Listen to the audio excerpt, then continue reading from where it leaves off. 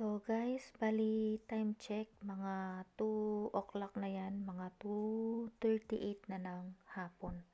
Ayan, so medyo nangangalahati na kami kasi yung um, pinaka stopover namin is yung parang ano dyan, may pool.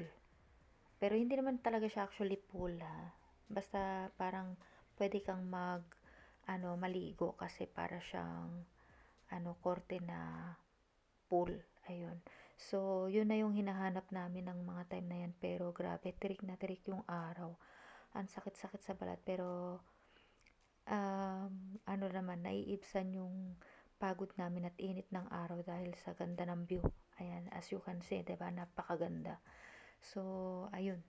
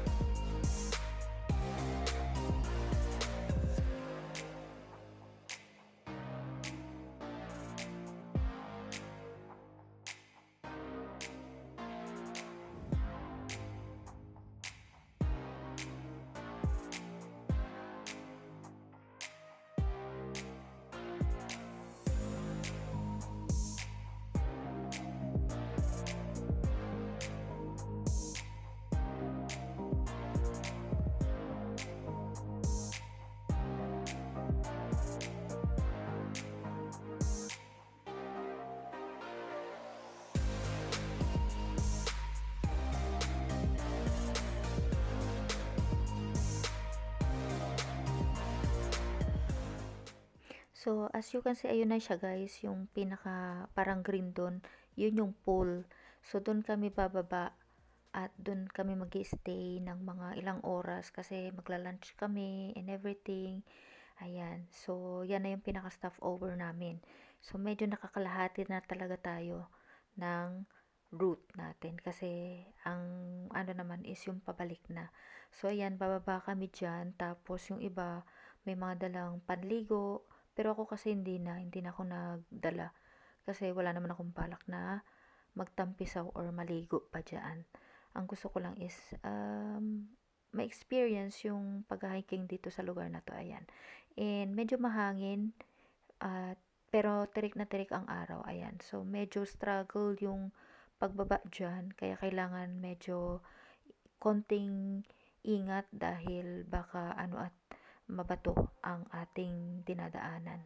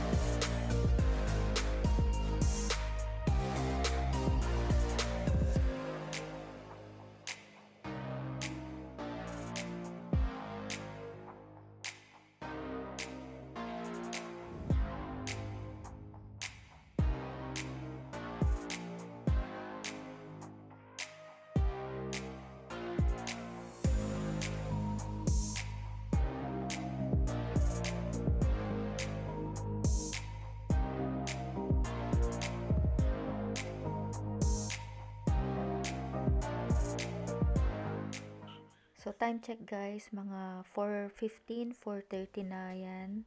So, bali, pabalik na kami ng Pueblo. Ayan, so pabalik na kami, pauwi na. Ayan, so dito ako nagkaroon ng problema. Kasi yung pauwi, yung daan pauwi is pataas na naman siya. Paakyat ka na naman, tapos mabato pa. Tapos, madulas pa. So, kailangan mo talaga ng extra ingat kasi mahirap ma-aksidente sa lugar na to at ano, dahil paakyat siya. Ayan, and grabe, dito talaga na ano yung pasensya ko dahil ano, yung pagod na pagod ka na pero hindi ka pa rin pwedeng tumigil dahil hindi ka makakauwi kung mag-give up ka, ganun. Kaya talagang pinush ko ng bonggang-bongga talaga kahit pagod ka na hingal ka na, kailangan mo talagang ano, dahil hindi ka makakauwi. Yun lang naman guys, pero worth it naman yung ano, yung lugar, maganda. Lalo na pag nasa taas ka, ang ganda-ganda ng view. Pati yung mga animals na nakita namin, napakaganda. Kaya kahit papano busog na busog yung mata ko. Kumbaga sulit yung akyat mo ng bundok, pero sa mga nagpaplanong mag-hiking, siguraduhin ninyo na kayang-kaya ninyong umakyat at ano, kasi pagka nag-start na kayo sa umpisa, wala nang balikan. Kasi hindi kayo babalikan nung mga kasama ninyo kasi iba yung ruta pabalik. So, ganun.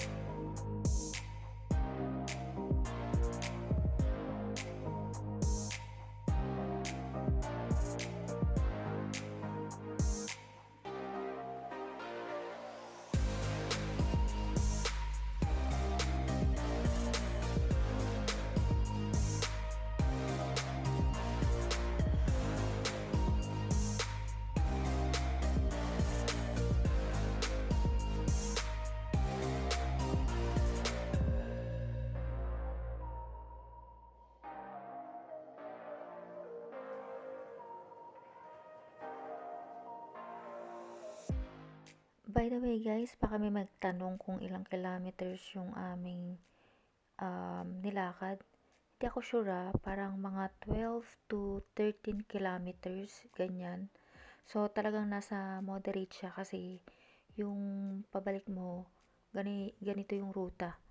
So, medyo doon ang pinaka, ano niya, peak ng hirap itong daan na to. Dahil may paakyat, may pababa, ganun. Tapos mabato, kaya nasa moderate siyang stage. So, hindi ko, 10:30 mga 10:30 kami nag-start na maglakad papunta dun sa ano, hanggang nakauwi kami ng mga 5:30-ish. So, kayo na lang magbilang kung gaano katagal yung nilakad namin. Pero may mga, ano naman yan, mga tigil-tigil, kumbaga.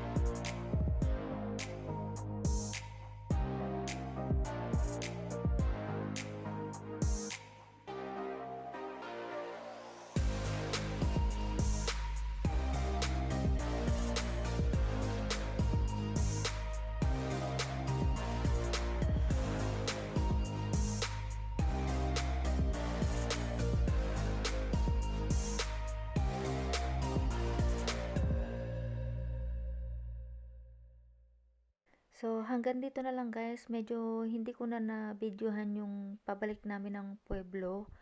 Pero kung ano yung nakita ninyo dun sa pinakaumpisa ng video ko, dun kami babalik guys. Tapos, naubusan na kasi ako, naubos yung aking battery, nalobat siya. Partida dalawa yun guys ha. So, mas o menos nakabalik kami ng pueblo ng mga 5:30. So, magbabiyahe pa kami ulit by car ng 1 hour and 30-ish hour. Ayan, sa pabalik ng Barcelona ha.